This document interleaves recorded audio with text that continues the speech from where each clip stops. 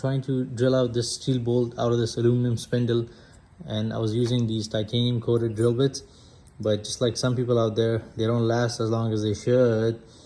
So I went to Home Depot, spent a fortune, $40 on these new Milwaukee Cobalt drill bits.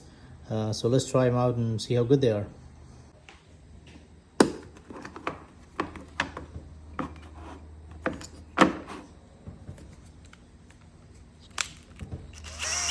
So some WD-40 on the metal. Okay. Drill mode, speed 1. Let's try it.